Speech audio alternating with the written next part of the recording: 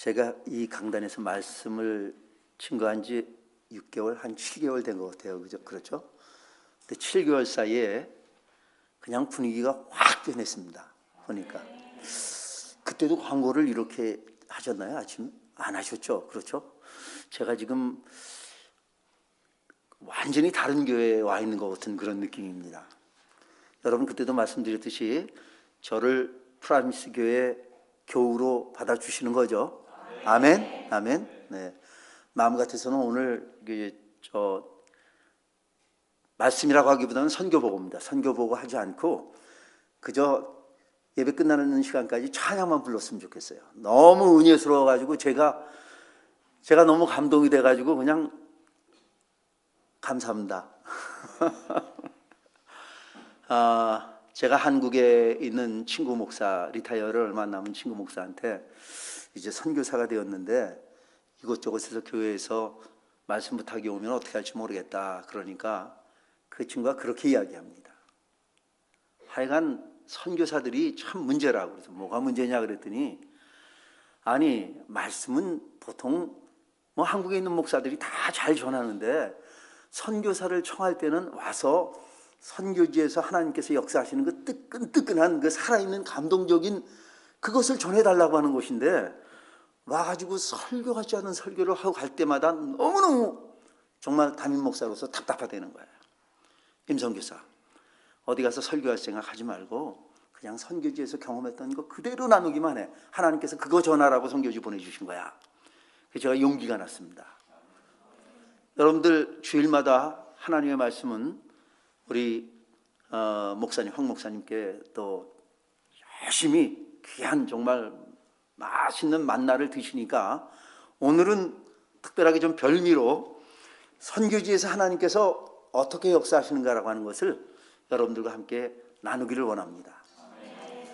어떤 분이 제게 지난 7개월 동안 사역 가운데서 가장 감격스러운 때가 언제입니까? 그러면 제가 제 머릿속에 떠오르는 거 광경이 있습니다. 그 감격스러운 현장으로 이제 여러분들을 초대합니다.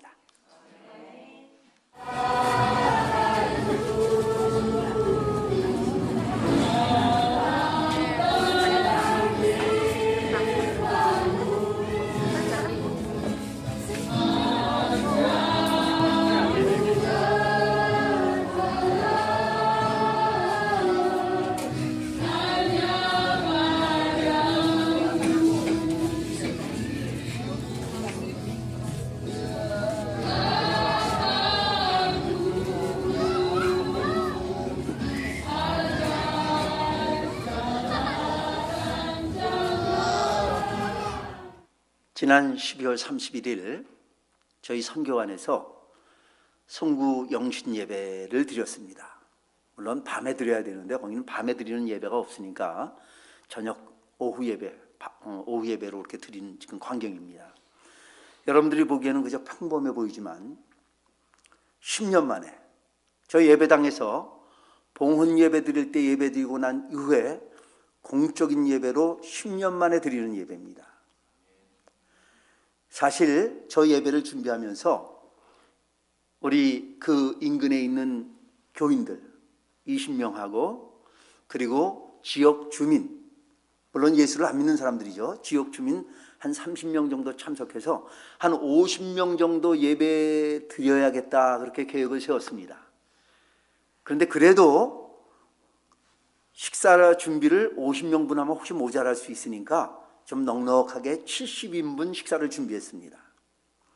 그런데 저 선교관 교회에서 예배를 드린다는 이야기를 듣고 인근에 좀 멀리 떨어져 있는 교회 교인들이 그 소식을 듣고 혹시라도 참석하는 사람이 적어서 임선교사가 실망하면 어떡하냐, 그러니 우리라도 가서 힘을 실어줘야 된다.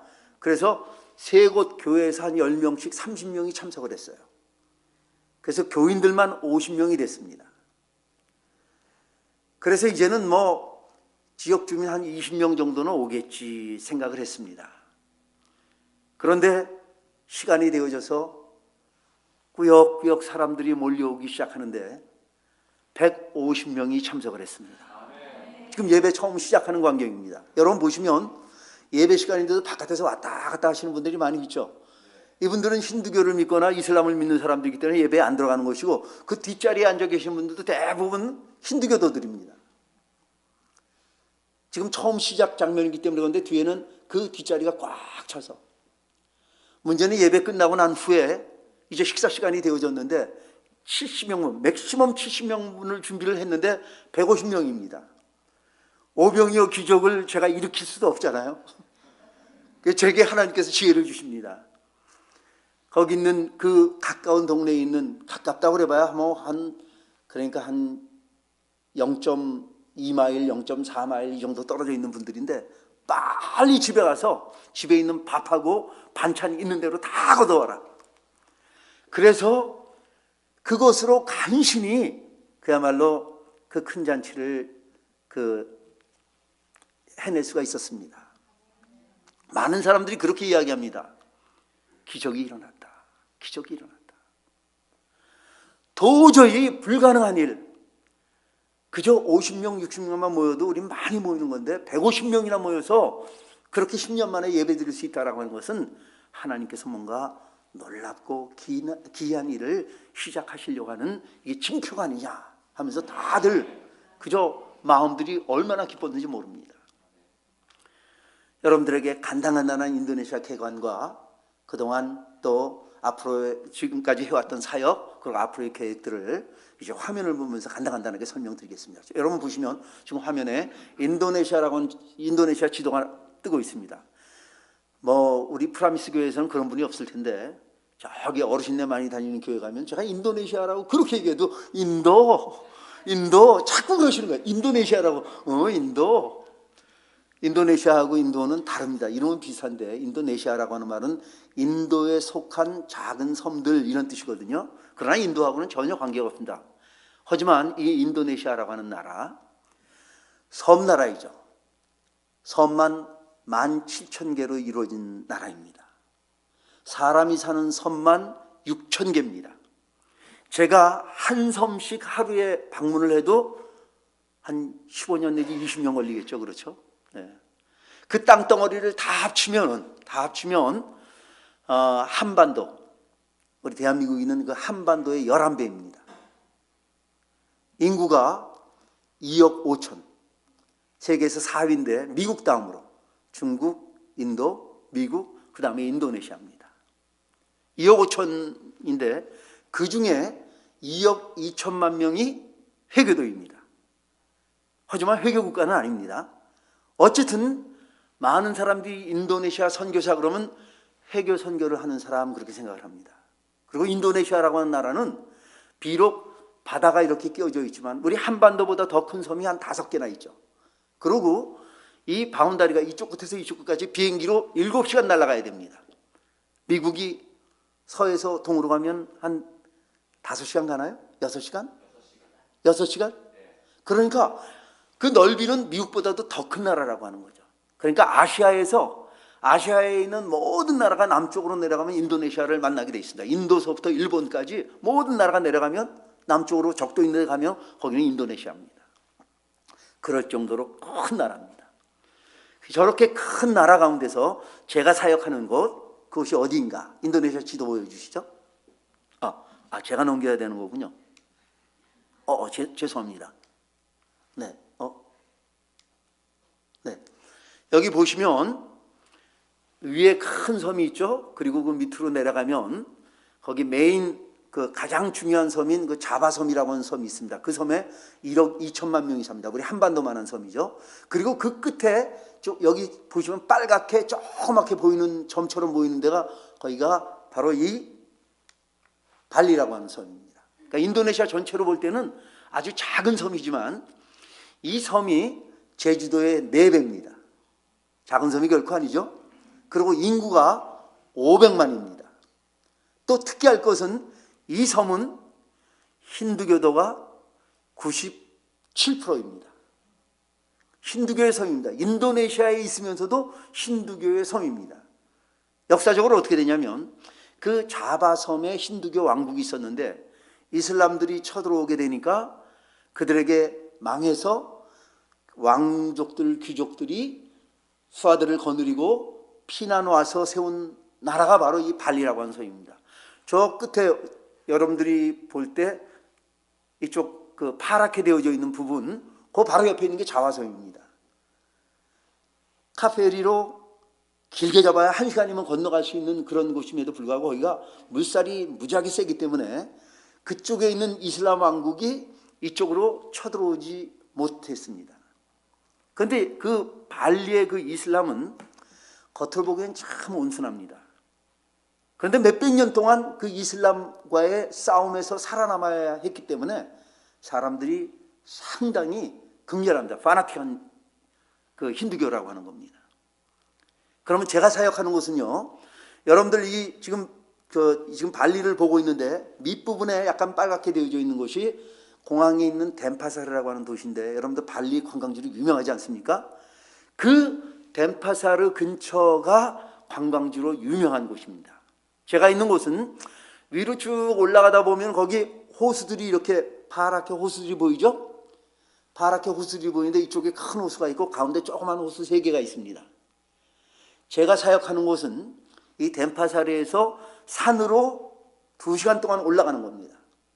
해발 1500, 1700고지를 넘어서 내려가면 직경으로 한 6km 정도 되어지는 분지가 있습니다. 그 분지 안에 작은 호수가 3개가 있고, 큰 호수죠, 사실은. 큰 호수가 3개가 있고, 그리고는 그곳에 한 10,000여 명의 사람들이 사는 그런 촌락이 구성되어져 있습니다. 물론 여기저기 떨어져 있는 그런 촌락들이지만 농사를 짓는 촌락들이 구성이 되어 있는 그 3개의 호수의 2번째 호수가에 저희 선교관이 있습니다.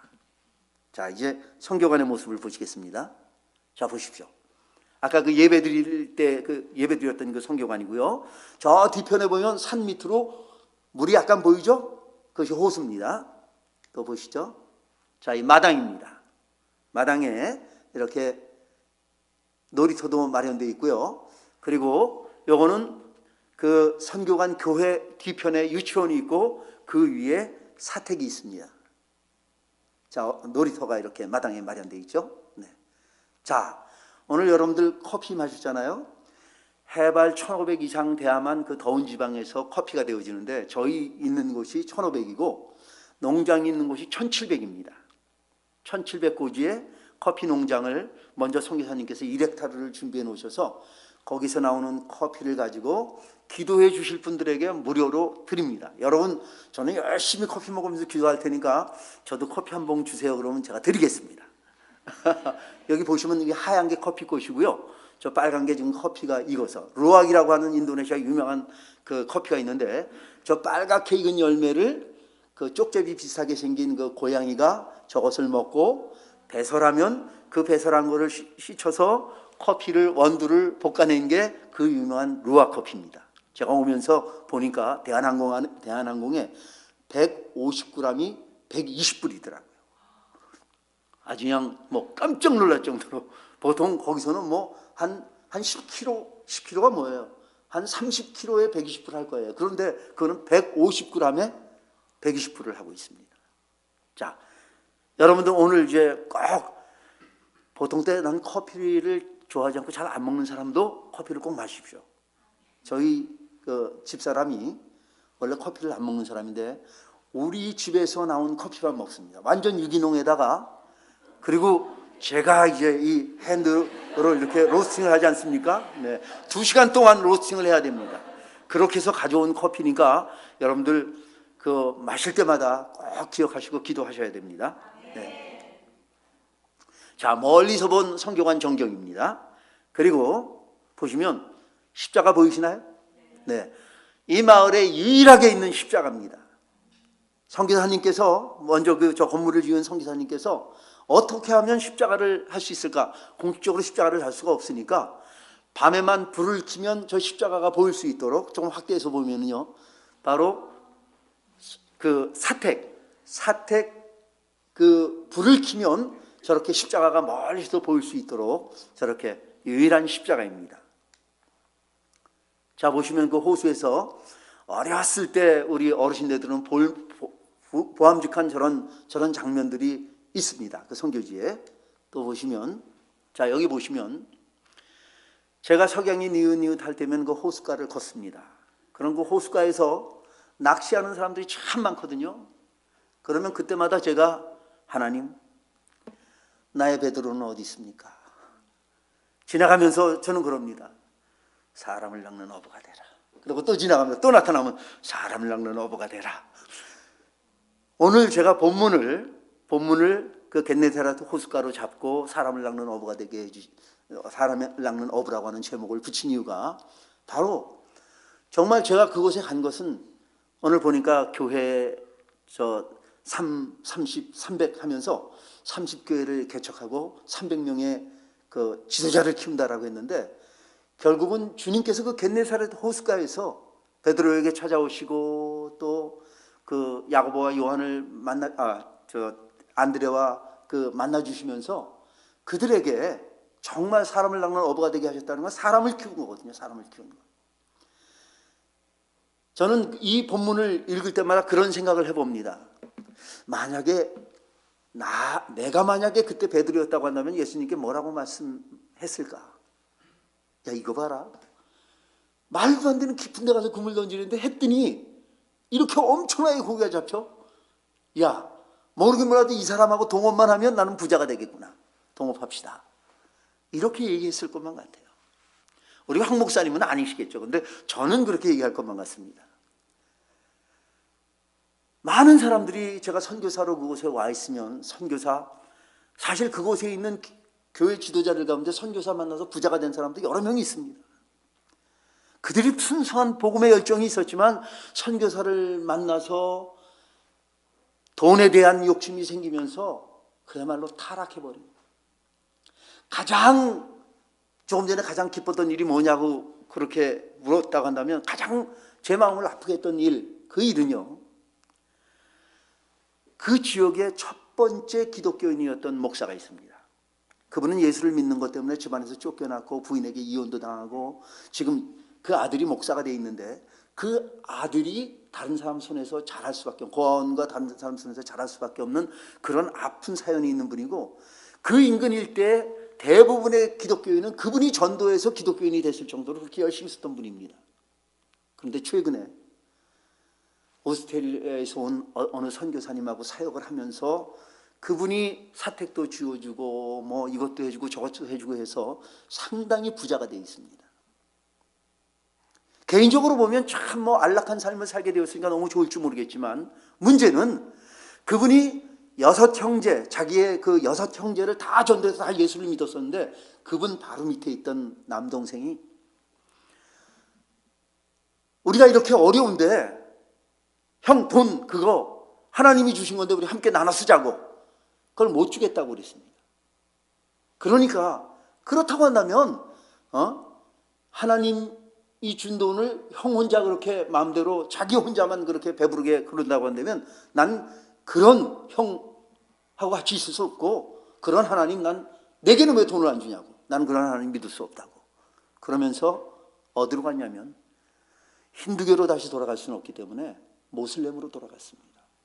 무하마드라고 하는 이름 가지고 제가 그분을 한 2-3번 만났습니다. 너무너무 마음이 아파서요. 정말 그곳 속에서 힌두교인 한 사람이 개종에 나온다라고 하는 것은 개종한다라고 하는 집안에서 쫓겨나오고 그리고 재산 다 뺏기고 아무도 받아주지 않기 때문에 거의 종살이 비슷하게 살아갈 수밖에 없는 그런 어려운 처지임에도 불구하고 그들이 개종하고 주님을 고백하고 예수를 믿는 것인데 그 예수 믿는 믿음에서 다시 이슬람으로 전향한 그 목사의 동생을 만나면서 제 마음이 얼마나 무너지게 아픈지 모릅니다. 하나님, 이 사람 다시 돌아오게 해주십시오. 이 사람이 돌아와야만 합니다. 아까 여러분들 얼핏 화면을 봤지만 그 바깥에 있던 그 화면 가운데 이쪽에 보면요, 거기 이제 생선을 이렇게 굽니다. 생선. 그 잔치하기 위해서 이제 생선을 가져와서 이렇게 석쇠를 만들어 놓고 굽고 있는데 그 생선을 굽는 사람이 이슬람인데 바로 그 동생입니다.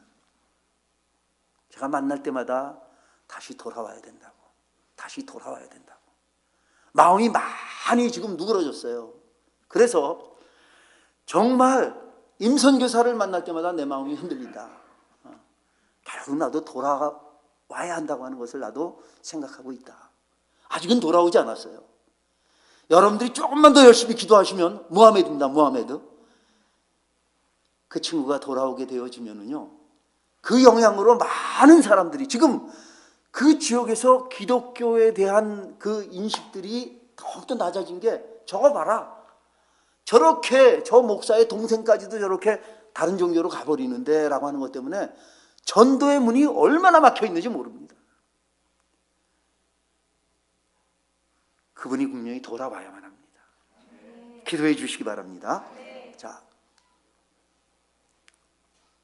자, 여러분 많이 본 사람이죠? 지금 뭐 하고 있나요? 선교사가 저거 뭐 하고 있는 거죠? 배드민턴 채. 인도네시아 사람들이 배드민턴 좋아하잖아요. 아이들이 배드민턴을 참 많이 칩니다. 그런데 배드민턴 채가 그 낱개로 13개가 있는데 그 중에 하나만 정상이고 나머지는 다 줄이 끊어져 있는 겁니다. 그런 게 창고에 그대로 방치되어 있는 겁니다. 아이들이 마당에 와서 놀기 시작하면서 4, 5년 동안 그 교회 문이 닫혀 있었습니다. 왜냐하면 활동을 하나도 할 수 없었기 때문에. 그래서 제가 가서 문을 열고 싶어도 그 마당에 있는 그 놀이터가 너무 낡아가지고 아이들이 위험할까봐 그것을 고치기 전에는 열지를 못했습니다.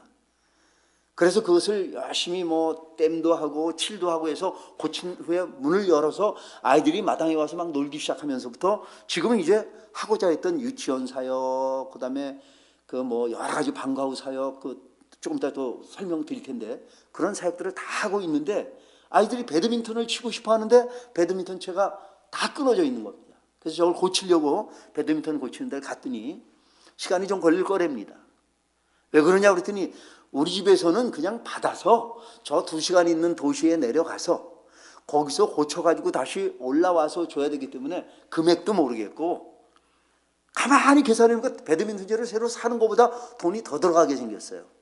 그래서는 제가 지금 흔 배드민턴, 제일 나쁜 배드민턴채를 해체해서 그 줄을 빼서 지금 하나하나 저렇게 연결시키고 있는 건데, 자 보십시오. 재주가 꽤 좋죠?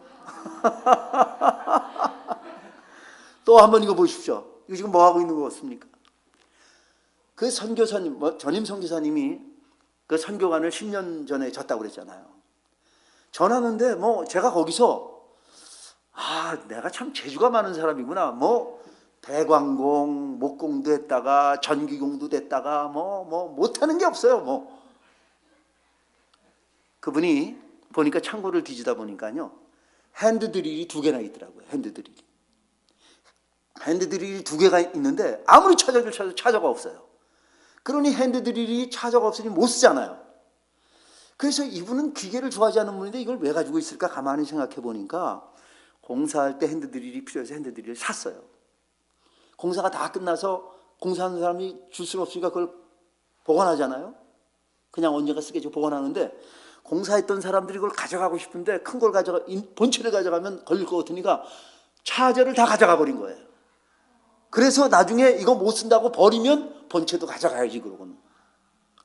제가 가서 보니까 있는데 쓰질 못하는 겁니다. 수소문하고 그 반리섬을 다 뒤졌는데도 차저를 찾을 길이 없어요. 그래서 곰곰이 생각해 봤습니다. 이제 저 뒤에 가면 컴퓨터. 그분이 컴퓨터 교실을 하기 위해서 데스크탑 컴퓨터를 한 10대 정도를 준비했는데 이게 그 CPU는 바닥에 놓지 않습니까? 물이 들어와서 CPU가 다 죽어버렸어요. 그러니까 컴퓨터를 쓸 수가 없는 거예요. 모니터니 마우스나 이런 건 다, 키보드는 다 괜찮은데 본체가 죽었으니까. 그래서 쌓아뒀는데 제가 그것을 이렇게 일일이 검사하다 보니까 전기는 들어오지만 부팅은 안 되는 겁니다. 그런 게 몇 개가 있어요. 근데 제가 컴퓨터에 대해서 옛날에 이렇게 볼 때 컴퓨터의 전원에 보면 한 6V짜리하고 14V짜리하고 2개 전원이 나온다라고 하는 거를 얼핏 옛날에 봤던 기억이 있어요. 그래서 그 전원을 뜯어가지고 다 검사를 해보니까 14V짜리가 정말 나오더라고요. 그거를 어떻게 했겠습니까? 연결을 시켜서, 그래서 드릴을 제가 쓰겠습니까? 안 쓰겠습니까? 드릴을 쓰고 있다는 얘기입니다. 하여간 그런 일들이 얼마나 많은지 몰라요. 한 2달 동안은 집 수리하느냐고 거의 시간을 다 보내다시피 해서 지금도 계속해서 문제가 일어나지만 뭐 하나 고장나면은요 2시간 되는 그 도시에서 사람을 부르면 비용도 많이 들어가고 시간도 뭐 며칠씩 걸립니다. 그러니 답답한 제가 고치지 않을 수가 없는 거예요. 먼저 하나님 앞에 기도합니다. 하나님 이게 고장났는데 이제 고치겠습니다. 지혜를 주십시오. 그리고 고치기 시작하면 제가 고치는 게 아니죠. 고쳐주시더라고요 그렇게. 자, 이게 제 에마입니다. 오토바이. 지금도 손목이 좀 욱신욱신하는데 한 4달, 5달 전에 저 오토바이 연습하다가 오토바이가 있긴 있는데 전 오토바이 타본 적이 없잖아요. 그리고 선교사님이 그냥 가셨기 때문에 저걸 타다가 넘어져가지고 손이 접질려서 지금도 왼 손목이 좀 아픕니다. 저거 타지 말라고 막 그러는 사람이 있죠. 가끔 제가 뒤에다가 태우고 호숫가를 쫙 달리면은 와우 와우 와우 그러고 좋아하는 사람이 있어요.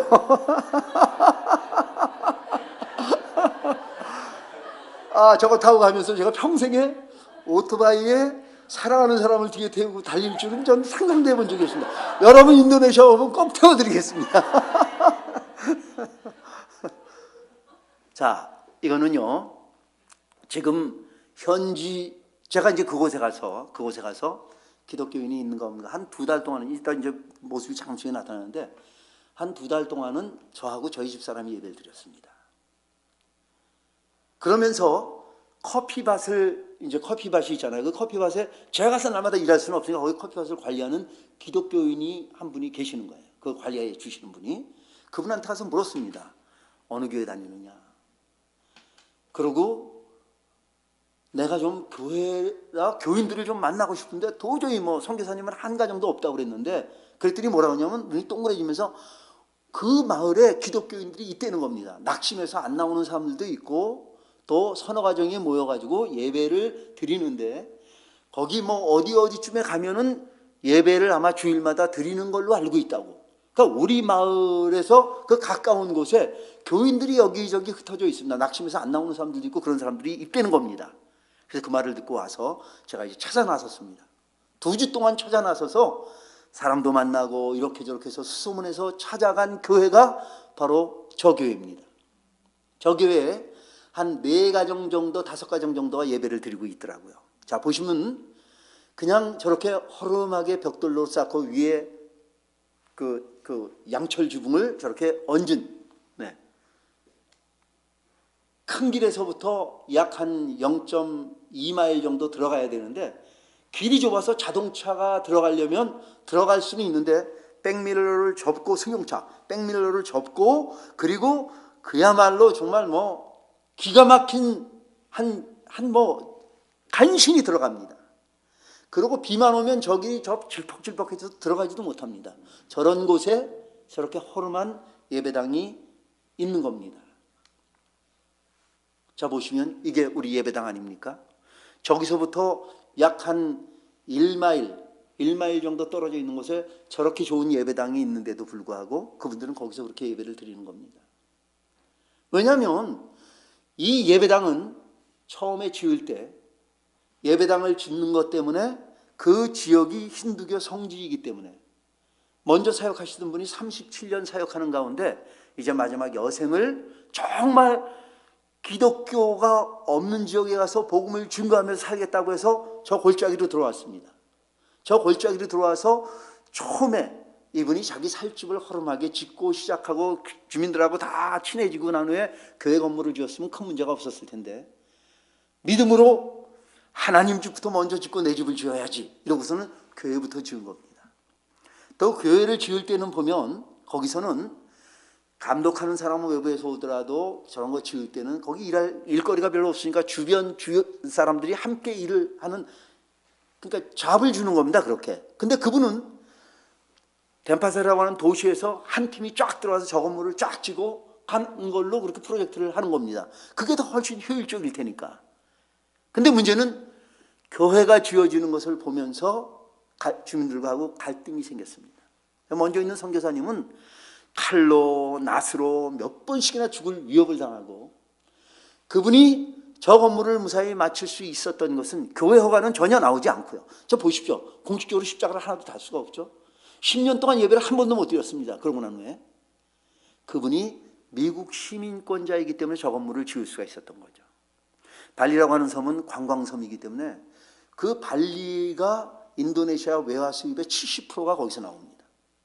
관광 수입과 이런 것에서.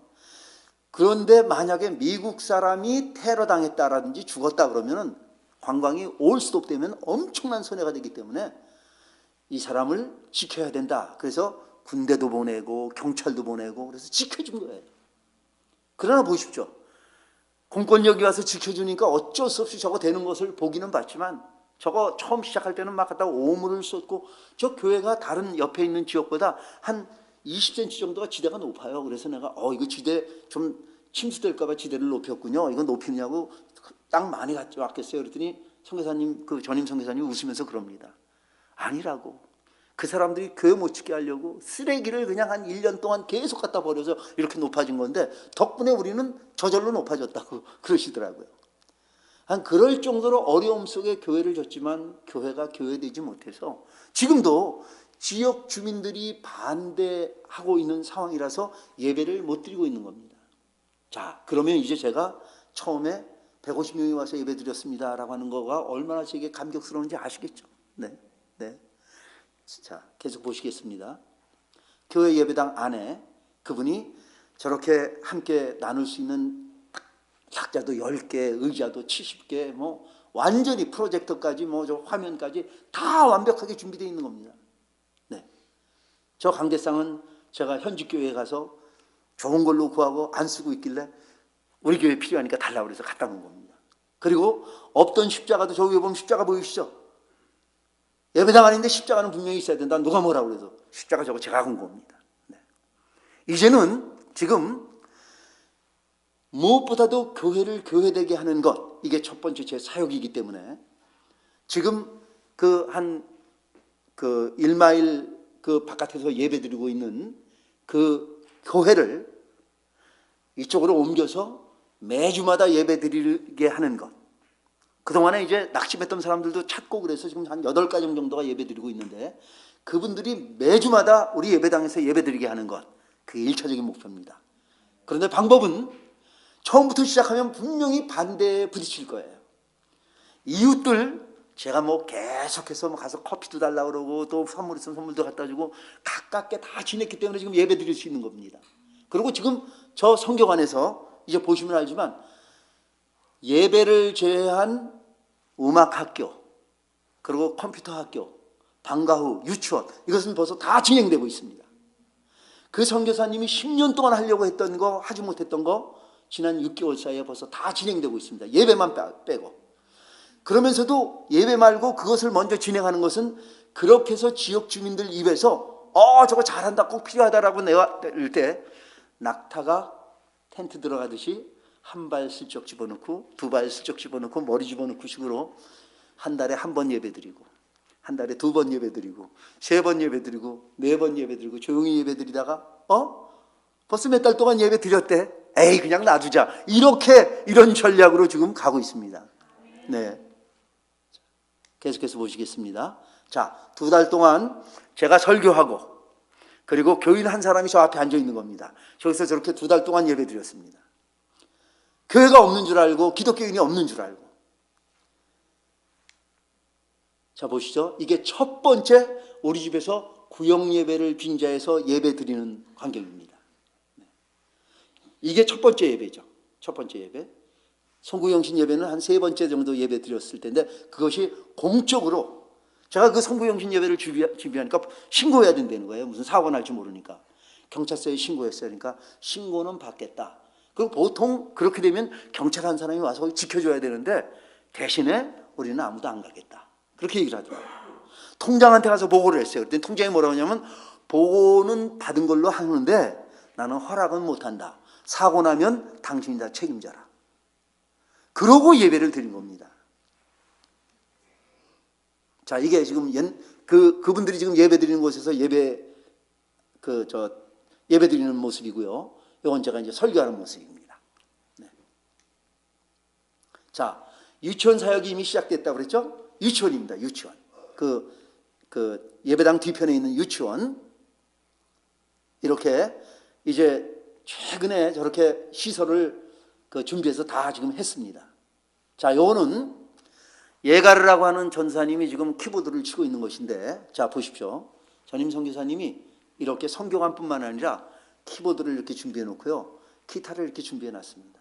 제가 말씀드릴 수 있는 것은 이분이 선교관이라고 하는 교회라고 하는 대포도 준비했는가 하면 저런 조그만 소총까지 다 준비를 했어요. 이제 저는 거기다 총알만 나서 쏘기만 하면 되는 겁니다. 그러니까 제가 하는 사역에는 큰 돈 들어갈 일도 없어요. 작은 것 가지고도 극대화시킬 수 있을 만큼. 많은 분들이 그런 얘기를 합니다. 30년 동안 사역해만 할 수 있는 것이 지금 일어나고 있는 것이다. 그럼 먼저 전임 선교사님은 죽어라 고생만 하셨고 소프트웨어, 하드웨어 준비해 놓고 저는 이제 소프트웨어를 움직이기만 하면 되는 거죠. 네. 그리고 교회를 개척해가고 계속해서 믿는 사람들을 이제 키워가면 되는 것인데, 저 예가르 전도사님에 대해서 조금 이따 시간이 되면 설명을 할 수가 있겠는데요. 자 보시죠. 자, 이게 부서진 컴퓨터입니다. 이거 가지고 차저 만들었다는 겁니다. 가만히 보시면 이 밑쪽에 벌써 저기 진흙이 묻은 게 보이실 겁니다. 눈 좋으신 분은. 자, 이것은 여러분들 지금 저기 보니까 친교실에 거기 벽에 이렇게 붙어 있죠. 벽에 제 사역에 대한 그 사진이 붙어 있는데, 이게 그 땀블링안이라고 하는 초등학교입니다. 초등학교고, 저 1년에 몇 차례씩 학용품을 사갖고 와서 그 아이들에게 나눠주는데, 그 나눠주는 장면이고요. 자, 이런 그 초등학교 사역을 하고 있습니다. 자, 여기 보시면은 지금 저와 직접적으로 동역하고 있는 가정들입니다. 지금 우리 선교관에 들어와서 함께 살고 있는, 공동생활을 하고 있는 가족들입니다. 이쪽에 제가 있고요. 그 다음에 그 중앙에 아까 그 키보드를 치던 예가르라고 하는 전사님이 있습니다. 그 전사님은요, 사실은 제가 27년 전에 인도네시아에서 교수 사역할 때 가르쳤던 제자. 둘이 아버지하고 그 엄마가 애인이었기 때문에 결혼도 시켜줬고, 그리고 첫날 밤을 잘 데가 없어서 제가 호텔을 잡아줘서 보냈는데, 그 첫날 밤의 열매가 바로 저 예가르라고 하는 저 전도사입니다. 그 친구가 벌써 25살이 된 거죠. 25살이 된 거죠. 그런데 교회 음악을 전공했습니다. 그 옆에 그 부인, 엘사라고 하는 부인인데, 그 부인은 기독교 교육을 전공했습니다. 그래서 제가 3년을 계약을 맺고 저 친구를 불러왔습니다. 대신에 대학원 공부를 시켜주겠다고 그러고 이제 데리고 왔어요. 데려왔는데 지금 키보드, 제가 올 때까지만 해도, 제가 오기 전 3일 전에 왔거든요. 올 때까지만 해도 음악 학교를 시작을 못했는데 키보드하고 기타를 가르치기 시작했는데, 지금 키보드하고 기타를 배우겠다고 하는 청년들이 30명씩 매일 몰려온다는 겁니다. 30명씩. 그러니까 이거는 뭐, 그 다음에 저 와이프는 지금 유치원을 벌써 시작을 해가지고 유치원이 지금 돌아가고 있는 거예요. 그러니까 제가 지금 안 가도 될 것 같아요. 다 저렇게 열심히 하고 있으니까. 어쨌든, 그리고 이쪽에 보면은요, 얼굴이 좀 까만 분이 보이실 겁니다. 저는 이분을 볼 때마다 참 마음이 너무 아파요. 시간이 많이 갔기 때문에 사실은 참 자세하게 말씀드릴 수는 없지만 이 동역자에 대한 이야기를 하겠습니다.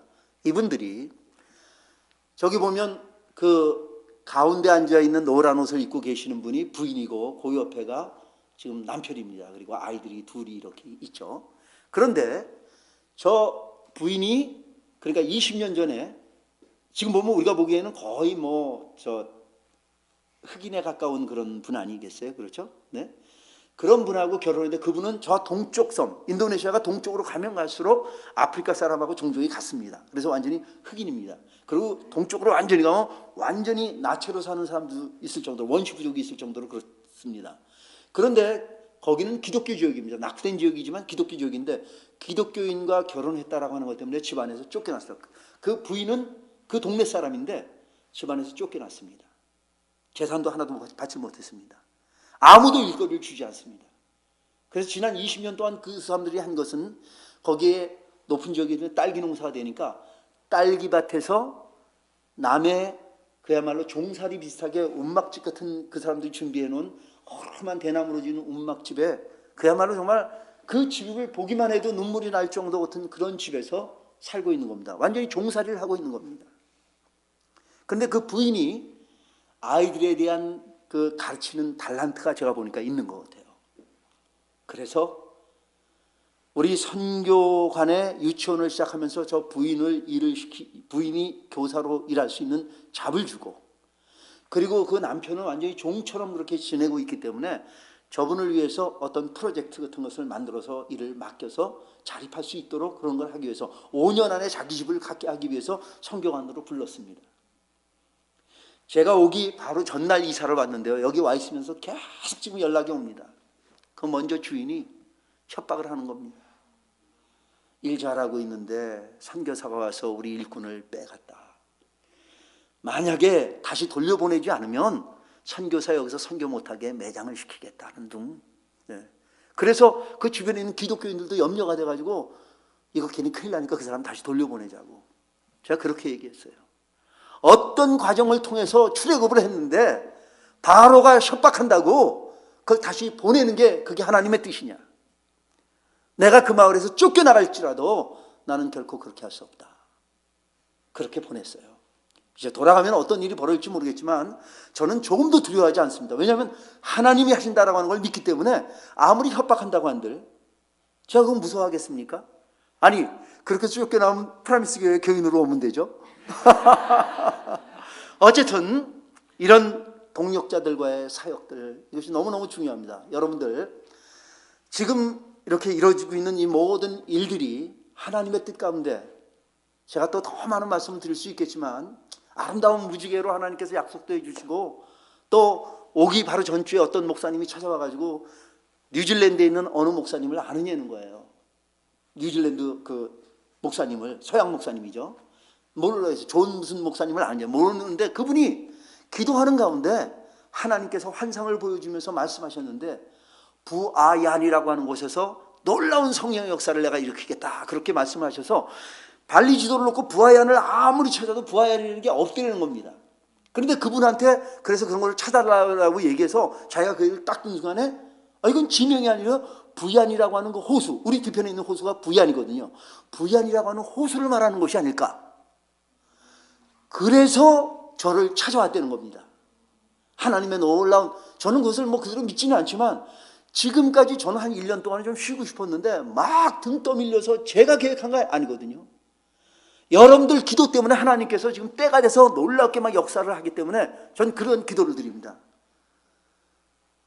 성령의 그 생수, 그 성령의 물이 온 세상을 덮듯이 부얀 호수에 있는 그 물들이 온 세상을 은혜로 덮는 성령의 생수가 되게 해 주시옵소서. 그렇게 기도합니다. 아멘. 하나님께서 놀랍게 역사하실 겁니다. 함께 이 귀한 사역에 동참케 하신 주님을 찬양합니다. 기도하겠습니다. 하나님 아버지 감사합니다. 우리 가운데 선한 일을 시작하신 주님께서 참으로 그 약속의 땅에서 약속을 힘껏 이루어 주실 것을 믿습니다. 주님, 교회가 30교회 이 땅의 개척을 위하여 기도하고 있는데 부족한 종, 그 30교회를 이 종에게 주시옵소서. 감히 기도합니다. 주님, 역사하실 것을 믿습니다. 주님, 프라미스 교회와 또 기도하는 믿음의 식구들에게 한없는 복을 더하여 주옵소서. 예수 그리스도의 이름으로 기도하옵나이다. 아멘.